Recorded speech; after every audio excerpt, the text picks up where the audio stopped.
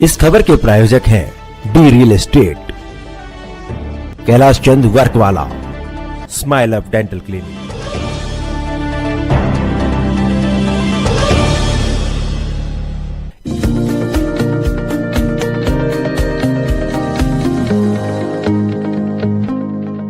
नमस्कार, आप देख रहे हैं डीकेपी न्यूज और मैं श्रुति दुबे। दिल्ली के मलकागंज वार्ड में गुरु रामदास चैरिटेबल ट्रस्ट में सांसद मनोज तिवारी द्वारा भारतीय जनता पार्टी में लोग शामिल हुए। जिला महामंत्री राजू बंसल, निगम पार्षद रेखा अमरनाथ, मंडल अध्यक्ष उमेश माथुर शामिल रहे।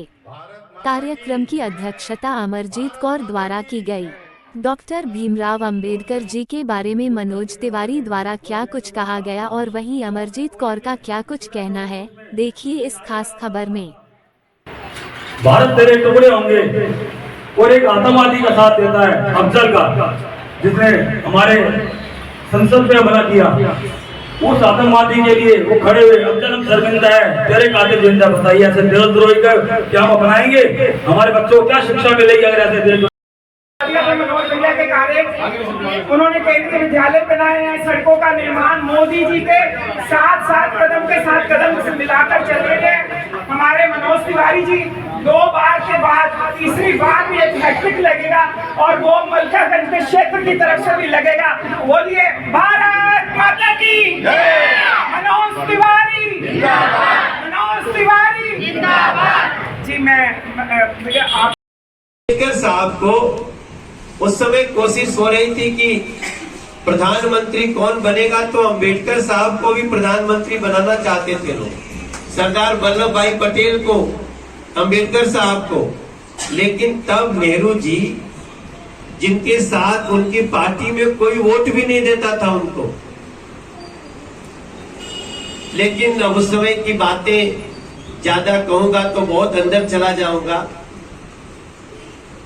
निष्कर्ष ये निकला कि नेहरू जी इस बात से नाराज हो गए कि अंबेडकर क्यों प्रधानमंत्री बनना चाहते हैं।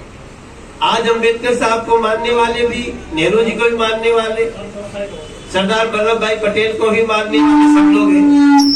सुनाई दे रहा है ना? तो अब उस समय नेहरू जी ने पूरी ताकत लगा के अंबेडकर साहब को प्रधानमंत्री तो छोड़िए, उनको देश का कोई बड़ा मंत्री भी नहीं बनने दिए और जो संविधान लिखे थे उनको संविधान का कानून मंत्री बना दिया। तो अंबेडकर साहब बहुत नाराज हुए थे। उन्होंने नेहरू जी के खिलाफ भाषण दिया। तो नेहरू जी ने अंबेडकर साहब को चुनाव में हराने का काम किया। वो चुनाव लड़े अंबेडकर साहब और चुनाव नहीं जीतने दिया नेहरू जी ने। अब उस समय के झगड़े ऐसे ऐसे चलते थे क्योंकि उस समय तो कांग्रेसी पार्टी थी। बाद में एक पार्टी बनी जनसंघ, जिसमें श्यामा प्रसाद मुखर्जी जी, दीनदयाल उपाध्याय जी रहे थे। तो धीरे धीरे हम लोग अब कांग्रेस माने अंबेडकर साहब के साथ तो इतना अन्याय हुआ कि जब अंबेडकर साहब की अंतिम सांस लिया उन्होंने, तो सबको यहाँ पे राजघाट के आसपास आपने देखा होगा सबकी समाधि स्थली है। अंबेडकर साहब का कांग्रेस ने समाधि स्थल के लिए 10 कट्ठा जमीन मांग रहे थे, वो भी नहीं दिया कांग्रेस ने। वही कांग्रेस है। इसको इतिहास है, याद रहना चाहिए समझ, क्योंकि जब तक हमको पीछे की बात नहीं याद रहेगी, हमको आगे का भी इतिहास नहीं पता चलेगा क्या बनाना है हमें। बहरहाल अंबेडकर साहब को कहा गया कि वो महाराष्ट्र के रहने वाले, वहीं ले जाके उनकी अंतिम क्रिया करो, और अंबेडकर जी की अंतिम क्रिया महाराष्ट्र हुई। अब समय बदलता है सीधे, आप आ जाइए 70 साल बाद। याद करिए, आपके घर में अगर गैस कनेक्शन नहीं था, आप चूल्हे के धुएं से खाना बनाते थे, तो मोदी जी ने कहा इस देश के हर घर को फ्री ऑफ कॉस्ट, बिना एक पैसा लिए हम फ्री में गैस कनेक्शन दिए।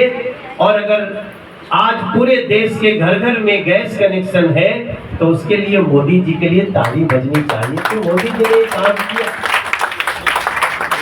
अभी हमने एक और काम आपको याद दिलाता हूँ। जब कोई बहन बेटी गर्भवती होती है, मेरी माँ बहन बेटी, तो उसको 5500 रुपया उसके अकाउंट में मोदी जी की तरफ से आता है, बिल्कुल, ताकि उसका वो खाए पिए स्वस्थ रहे, क्योंकि उसका बच्चा आप उनका तो है ही है, वो देश का भी संतान है। इसके अलावे इस देश में आप जानते हैं पहले गरीब आदमी को बैंक तक जाना मना था।